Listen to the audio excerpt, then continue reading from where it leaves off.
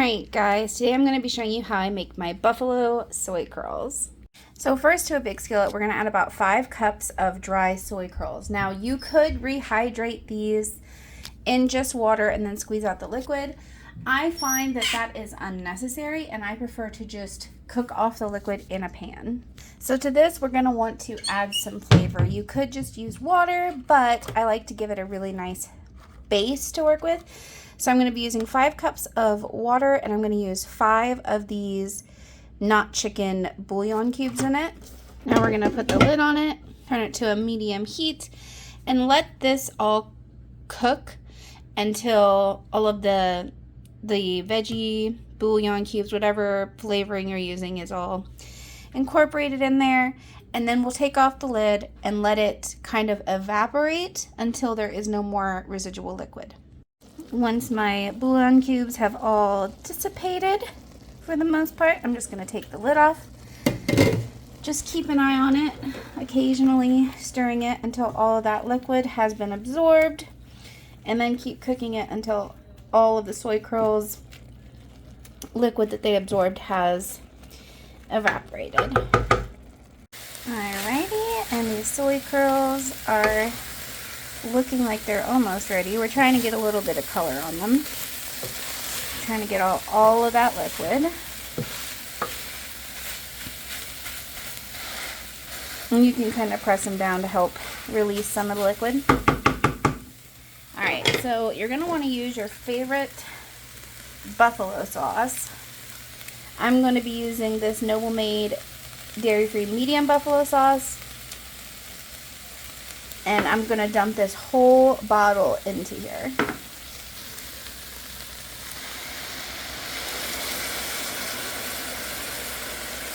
And we're going to mix it up. Make sure all those soy curls are coated in the buffalo sauce.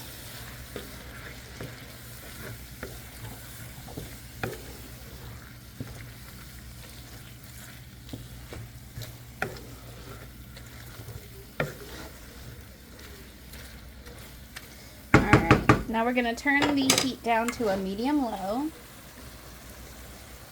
and we're going to let this cook for a little bit longer until it's absorbed that flavor. In the meantime, I'm going to show you guys how I make a sauce with tofu and franks.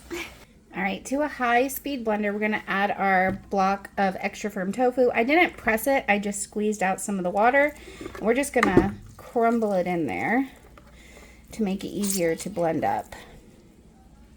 And then we're going to add our hot sauce. I'm starting with 1/4 cup, 1/4 teaspoon of salt, the juice of 1/2 lime, and I'm using a tablespoon of agave. You can use whatever sweetener you choose. And we're gonna blend it up. I'm gonna add another 1/4 cup of hot sauce to mine. You can add some water to help blend this up if you need to. I don't need to do that yet, but I'm gonna add more hot sauce to make it spicier.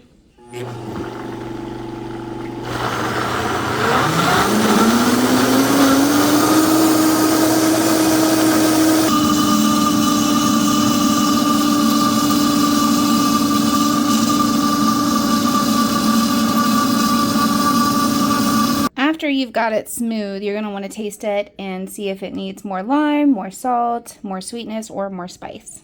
And I think mine needs more lime, so I'm going to add the other half of the lime. Alright, and I think that is perfect. But like I said, you're going to have to adjust the spice and stuff to your level. If you think it's too spicy, you could add a little bit more sweetness. Same thing if you think it's too salty. I think this is perfect just as it is. And this works great as not just like, you know, like a buffalo sauce that you can dip in or put on things. You can like use it as a buffalo mayo. You can spread it on a wrap. I'm actually going to be using this as the base of a buffalo vegan chicken pizza today. So yeah, this is like super easy, much more nutritious than like a mayo based sauce. It's got extra protein in it, and it tastes really good. It's really easy to make. All right, back to the soy curls. I'm going to crank the heat back up to medium now that most of that buffalo sauce has been absorbed, and just try to get a little bit of color on it. We don't want it to be too wet when we use it. I'm going to be using this for like wraps for the week. I'm going to put it on some buffalo chicken pizza. It's so versatile and so delicious.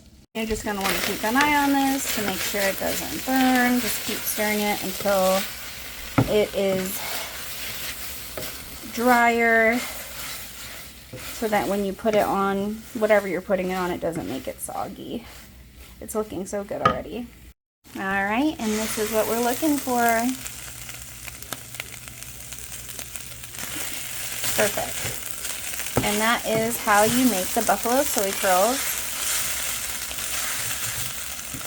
and how you make the homemade tofu soy curl dip. And I'm going to show you guys how I use these. All right, now I'm going to show you how I assemble the buffalo soy curl wraps. So first we're going to take a good generous spoonful of our tofu buffalo sauce, and we're going to smear it all over the wrap. You can use as much or as little as you like. I like to have just a nice even layer in the middle.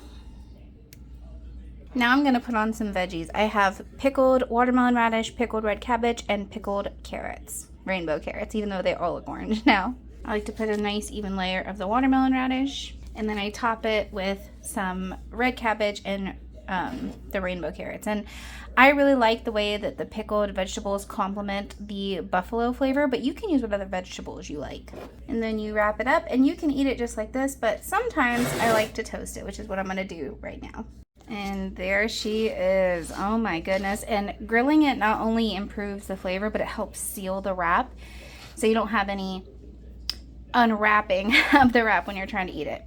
I would just eat it like this, but to show you what the inside looks like, I'm going to cut it open. And voila, look at that beauty. It's crazy how just a cup of soy curls can really help fill you up with some veggies and a whole grain wrap. There is a lot of protein in soy curls, and they literally taste like nothing. So you flavor them, and they'll taste like whatever flavor you put into them. This is a really nice, easy, fresh, high protein lunch to have during the summer, and I hope you guys give this a try. Enjoy!